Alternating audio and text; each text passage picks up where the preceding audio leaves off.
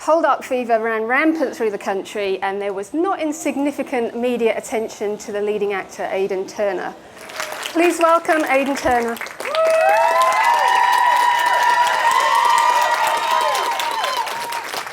Hi. Poldark, it starts with a homecoming. Yeah. Which should be a happy thing. Yeah. But then it goes all pear-shaped. It does, yeah, it totally goes pear-shaped. I mean, I don't know how many people have sort of seen it and stuff. Like, it's right.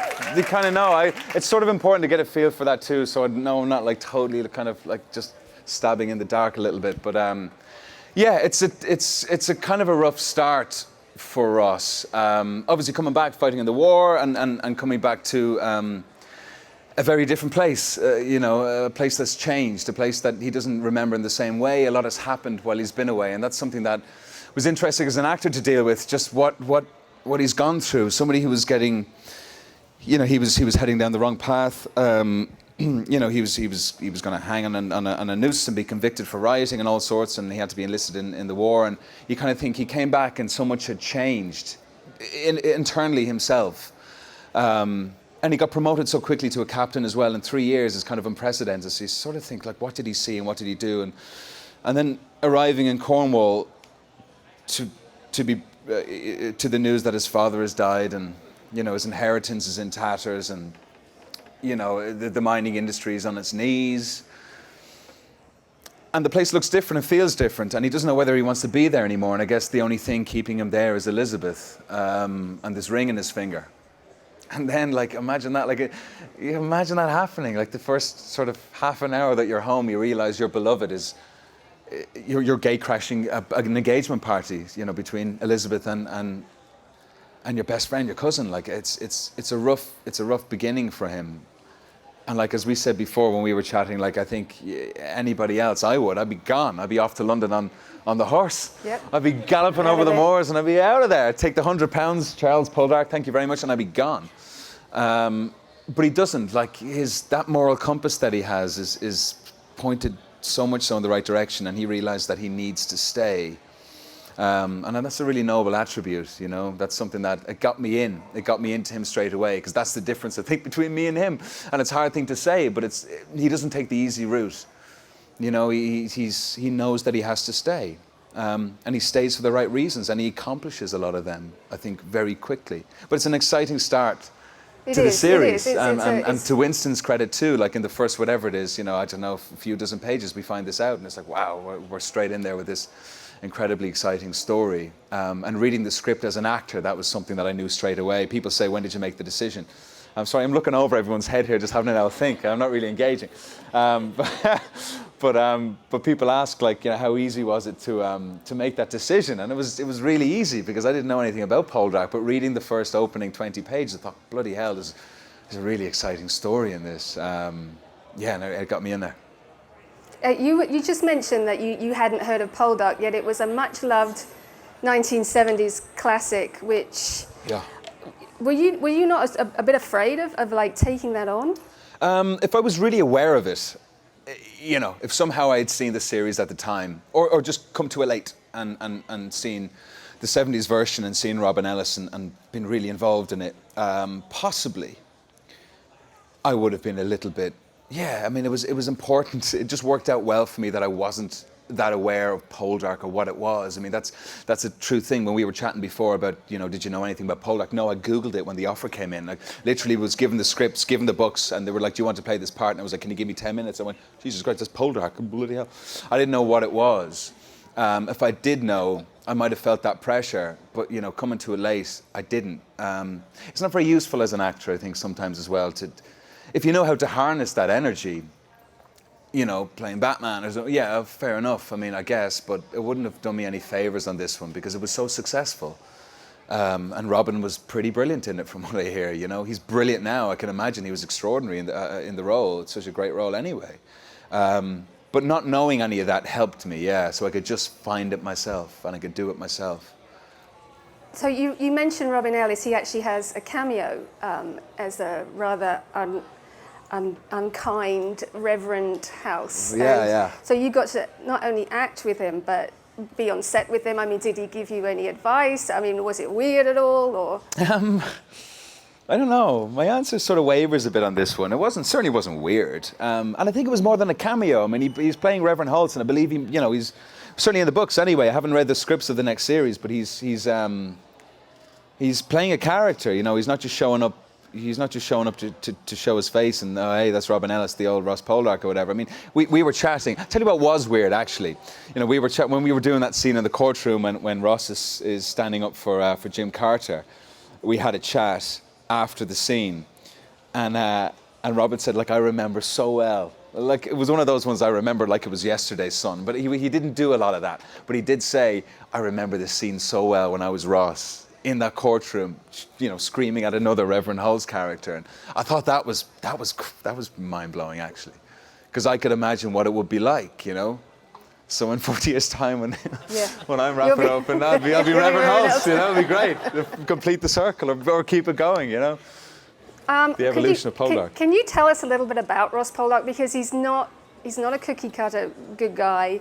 He's not the usual gentry, but he's not a bad guy either. He's a bit complicated. That's what makes him interesting. I think that's why he has that resounding effect with an audience, and why these books are still around, and why we care. Why the series is being made again. It's not for a novelty effect that, hey, it happened 40 years ago, let's do it again. There's a lot more to it than that. The books, they really stand up alone. And because he writes characters so well, Winston, Ross is somebody who sort of seamlessly just can kind of drift in and out from the aristocracy and the gentrified figures right down to the proletariat, the working guys in the mines. He can do that easily, and he's respected on every level. And he's somebody, I think, that on every level, on every class level that he meets, people they really respect him and they listen to him.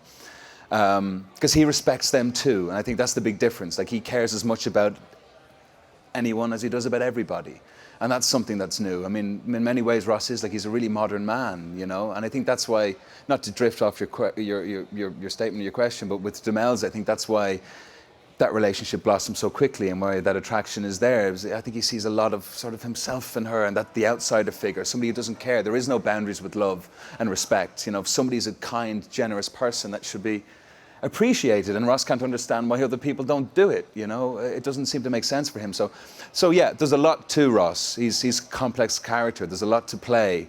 He's really layered. He's not just that saintly character, giving out coins and bread to the poor, and and going to dances or balls, and where girls are debuting and carted around like chattel and that kind of thing. And he's there's a lot going on.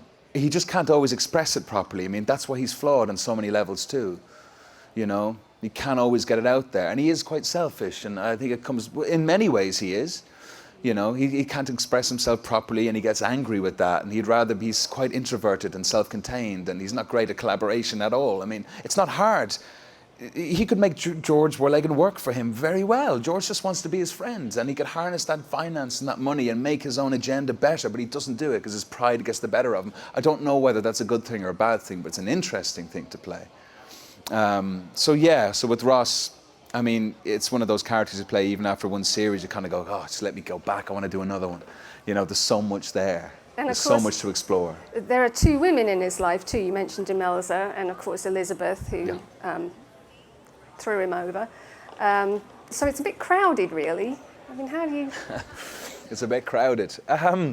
It is, and just, it's funny, just rereading the books 3 and 4 lately. There's a lot more of that in it where he explores that, and it's so interesting because it is like that thing. You can't just turn off the love switch and go, right, well, I just don't love you anymore because it's not convenient. You're not working in my life that well, so let's knock that off. It's still there. He still yearns for her in a weird way, and when something sort of, when he defects or something happens in his relationship with Demelza, like every chap seems to do, he can kind of summon an emotion that's not there, or see something in her, and decide that I'm going to feel this way about this relationship now, and through that I'm going to involve Elizabeth again. And rereading Jeremy Poldark, the third book, I see a lot of that. Winston really questions his relationship with Elizabeth again. There's that scene in the house, and I think Demelza's upstairs, and Ross is questioning what happened when I was in prison that time, or what did you do? And I'm thinking, what a bastard, why are you asking her that? Don't say that to her, she's been all right. Nothing's happened. We've seen it. But he doesn't, and he skips down and he helps Elizabeth clean up, and you kind of think, what are you doing, man? Like, where's your head at? And you don't know, and again, it takes a little bit to figure out, even though it's plain and you sort of understand on an emotional level what he's doing. Totally understand it, but it's still, there's a bit of digging, and it's fun to figure out. Again, a testament, I think, to Winston. But yeah, so it's a crowded relationship, certainly. But it's fun to explore it. There's such different women, and I can understand it. I can see where he's coming from. They're so different and so amazing and brilliant and beautiful in so many ways independently. I can understand the dilemma he's in. Well, this is, I mean, the whole relationships throughout the books and the series, it's so rich, and it is a great saga. I mean, you do have this big span of, there's a lot going on aside from Ross and Demelza and Elizabeth. And one of the things, of course, that you spoke on earlier is the Warleggans. You've got to have a villain. Yeah. So, how does Ross deal with that? Again, it comes back to that sort of character trait. We say every time it's brought up that Ross is this sort of, he's the good sort of moral guy. Every time I hear that, I kind of think of all these other flaws or faults or cracks in his disposition and his character that come out, and it's something you'll never really quite understand, because it seems like he enjoys in some ways that sort of the cross and that relationship he has with George, because he sees that George is trying. Yeah, I think he understands. George isn't a person that he'd like to hang out with. We can all understand why. I can see he's not a chap you're going to call up and go, hey, you want to go for a pint? He's not for me anyway. For some people, possibly, even if there isn't a hidden agenda of financial back end on it somewhere. But he makes a real point to be a little bit cold and nasty to him, because he knows it's going to upset George. George just wants to be in the gang. He's new money. It's all happened. He's a son of a blacksmith, an illiterate blacksmith, and George wants to be Ross. He wants to be in Ross's gang, and Ross knows that, and Ross just doesn't want to have it. Ross would rather be broke and be the leader of the gang than to have somebody in that could be influential. Again, I don't know how I feel about that. I don't know where I would lie in that. I could be corrupted quite easily, actually. Yeah. So yeah, I mean, that's why it's an interesting sort of thing to play out. But yeah, and it gets interesting with George in the next few books as well. He's a great character, and Jack Farthing plays him real well. Right, and you were mentioning we have the finance. Of course, there's the tin mining, and all of this is central to Cornwall, which is a big part of the story. It's a huge part of the story. Yeah, I didn't. Yeah, I mean, it was one of those things. Not to cut you off there, but it was. When we shot Poldark, we were in Bristol. Shooting the interiors for like 6 weeks or something, and I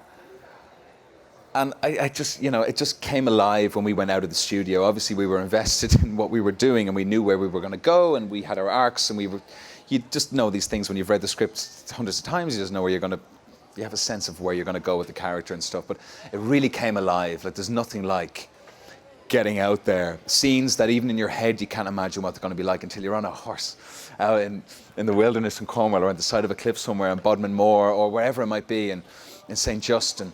And you don't have to do anything, it just does it for you, It's so dramatic. I kind of wish in some ways we had started that way.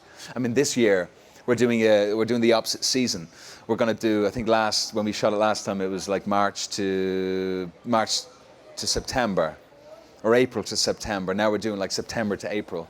So we're starting with location first for light and weather and all those kind of things. I kind of wish we had done that first in some ways, because it just opened the show up. It really did. I just go, oh God, I get it now. I get what this is. I get the language. I get the emotion. I get the genre. I get everything. I get this character. I get other people, because I can see it. And it makes sense. It just seemed to fall into place when we did that. But then there's something sort of insular and contained about a lot of the interior shooting, especially in the powerhouse and stuff with Demelza, that all made a lot of sense too. But I know I'm trying to get back to what you were saying. But yeah, anyway, and people say as well, they talk about a location being a character in itself, and I always thought that was really cheesy. I thought that's such a cop-out. You can say that about any location, oh, it's a character because it really yeah, right, but essentially that's what it's going to do anyway. It's there. It's a fact, but really, like, Cornwall is. I mean, it's so much a part of the story, the guttural emotion and the drama in Cornwall is stunning. As stunning as What was the most challenging thing about filming this? and again, I keep saying this, but we did speak about this before as well. I just need to say it so I don't feel like I'm repeating myself so much. But but it was like, it's those weird things that come up. Like I was petrified of like people talk about, are you scared about playing an iconic character or anything like that? And I was just petrified of it getting sick, because I thought, if I get ill, I'm screwed. Like if I jump off the horse one day and just go rank and on an ankle, I'm like, oh dear, I can't work now for 3 weeks, and we just got to shut down production, the crew go away and probably don't get paid and have to show, we're going to lose people, and that's a nightmare, and that's only a rolled ankle. I mean, if something happens, that scared me, because I thought, I can't insure myself emotionally for that to happen. There's nothing I can do to stop that happening. I'm careful and I will be, but that scared me. Just this sort of the delicacy of oneself when you're out doing that and you're committing to a role, and you're on a horse and you're doing a thing, or you're just working a job for 6 months and you're training and everything. People get sick all the time, and I didn't. I one day getting food poisoning because I had a dodgy sandwich, and that nearly derailed me for the bloody whole thing. And I got over it, and I wouldn't mind. It was a day when the press came as well. I was just like, I'm not speaking to anybody. I was such a drama queen. It was awful. But that scared me, but that was it. So that was the hardest part, was trying to just maintain it, just stay on this thing, stay on this juggernaut, yeah. I mean, we touched a little bit earlier too about how there has been the Poldark effect, they call it. I mean, what's that? Tourism's been up 70% since the show in Cornwall. Right. Poldark, the Prime Minister of Britain was called Poldark. They said, oh, he's like Poldark riding in on his horse. So it was even mentioned in Parliament. And there's been a lot of attention about your physique throughout the show, which, we got a bit of eye candy there. Drop the bottle over here. Sarah, you dropped your book.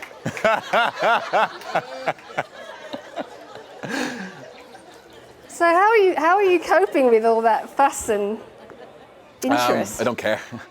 I'm not being smart. It doesn't affect me. It's nice, like the show being successful, and we worked really hard. Everybody, we had an amazing team, an incredible team on this show, and just the fact that we struck a chord with an audience, and it seems like people liked it. Most people really liked the show. People who tuned in liked it.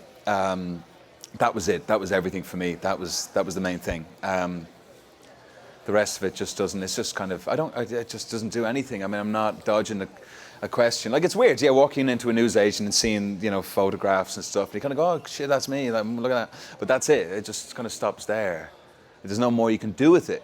You can. Well, you just can't do anything with that. There's nothing. It's an empty vessel. So. It just burning calories and any of that stuff and worrying about it. Being aware of it's fine. It'd be stupid not to, but it just doesn't serve me. So it doesn't bother me. I mean, you mentioned that you're starting up season 2. Yeah. And there's a lot of material left. There's 12 books, I think 6 of which have not been filmed at all yet. They came after the last series ended. So could you see yourself going through to the end? Yeah, well, I mean, it's sure. I mean, it's a hard question to ask. So many things need to be in the right place. I mean, for what we've achieved on the series we've just shot, the team that's in place, having Mammoth and Debbie and the BBC behind us like they are, and everyone in Cornwall, and just the cast that we have, and there's so many people need to be committed to the show to make it as good as it has been. You pull 1 or 2 of them out, it's probably not the same show anymore. If it's not replaced in the same way, or if it doesn't work the same way and people don't evolve in the Poldark world in the same way. So it's a hard question to answer. Of course you'd like to say yes, but it needs to be as good. The bar is high now, and it can't lower. And if it lowers, I guess it's over. So, yeah. I mean, I hope the next series is as successful. The one that we're going to do, that we're booked to do, and we're available to do, is as successful as the next one. Yeah. What was I going to say? This version sticks a lot closer to the original books than the last series did, the Robin Ellis series. Right. Have you had any reaction from Winston Graham's family or any of the? Yeah. Andrew Graham, Winston's son, and Peggotty Graham, Andrew's wife, have been incredibly supportive and have been around for the entire process. They're wonderful people, and they're supportive, and they've been great, really, really brilliant. So yeah, they've been a constant energy for the whole series. And I know they've worked closely with Debbie and Mammoth, and it's been very inclusive and supportive. And I get lovely emails from time to time, really, really sweet emails from the both. So yeah, it's great to have that support. It's important, actually, yeah. And did you do a lot of research? Because Winston Graham was historian. It was all very accurate in the books. Did you end up doing a lot of research on your own? Yeah, well, I mean, you kind of, I'd like to say you have to. You don't have to do anything. But yeah, it's the fun bit, isn't it? I mean, I was talking about this today doing press and stuff, and people seem slightly surprised when you go, yeah, I did some research on it, actually. I mean, I wanted to find out what Cornwall was like at the time, and you go down a mine and find out about stuff that you would never look up, like mining techniques at the time in the late 1700s. And I would never check that stuff out if I wasn't doing this show. It just would never happen. I wouldn't be interested, and if it came upon me, I just go, I just don't care about that. But because I'm invested in the show, it obviously means an awful lot. And it is interesting, and I am invested and engaged in it. So yeah, I mean, all of that stuff matters. It's just funny how you get on these searches. I mean, with the internet now, it's not like you get a stack of books and you start and you get through them. I find I sort of have that thing anyway. I just get bored very quickly, so I'll just be looking at something, and it might be like mining techniques at the time, and you might get onto a more modern one, and then I'm looking at photographs, Avedon photographs of miners, in Cardiff in the 1900s, and then suddenly you're on to, from photographers, and the search continues, and 20 minutes later you go, I'm here now, and I started over there, and it's massive sort of span of information from all sorts of avenues you're getting. So that's what's great about the net. In that sense, because it's immediate and it's quick, and you can sort of suffice this, that yearning for that sort of education quickly, instead of kind of the academic way of sitting down and getting through something and sticking with it, even though you might be distracted. I let my distraction sort of take me on that route when it's going. It's not like school, it's great.